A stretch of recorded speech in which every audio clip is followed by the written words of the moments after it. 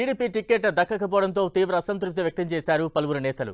మాజీ మంత్రి జవహర్కు కొవ్వూరు టికెట్ దక్కలేదు. పెనమలూరు మాజీ ఎమ్మెల్యే బోడి ప్రసాద్కు మొండి చేయి దక్కింది. పిఠాపురం మాజీ ఎమ్మెల్యే వర్మ టికెట్ దక్కకపోవడంతో కార్యకర్తలు భేటీ అయ్యారు. కష్టకాలంలో పార్టీ కోసం పనిచేస్తే టికెట్ ఇవ్వకుండా బాధ పెడతారని మండిపడ్డారు నేతలు. కార్యకర్తల అభిష్టం మేరకు ముందుకెళ్తారన్నారు లీడర్లు. స్వతంత్ర అభ్యర్థులుగా బరిలో నిలుస్తామంటున్నారు. మాట్లాడిన తర్వాత ఏం చేయాలనేది నిర్ణయం తీసుకోవటం, దాంతోపాటుగా ఖచ్చితంగా కొవ్వూరు నియోజకవర్గంలో పోటీ అనేది చేయబోతా ఉన్నా. కార్యకర్తలు తీసుకునే నిర్ణయానికి కట్టుబడి ఉంటా. పార్టీ కూడా మారను, నేను పార్టీ కూడా మారను. ఇదే పార్టీలో ఉండి పోరాటం చేస్తా.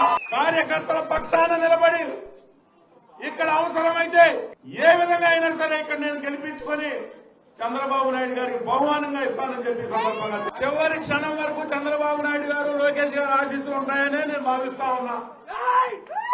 నేను పోటీ చేస్తున్నా. కరోనా వచ్చినా సరే, మా భార్య పిల్లలు భయపడినా సరే, నాకు ప్రజలే ముఖ్యమని ప్రాణాలకు తెగించి తిరగడమే కాకుండా ప్రతి గ్రామం కూడా శానిటేషన్ చేశాను. ఒక లేబర్ లాగా పనిచేశాను. పట్టుకునే డ్రైన్లన్నీ కూడా ప్రజల ప్రాణాలు నిలబెట్టాను.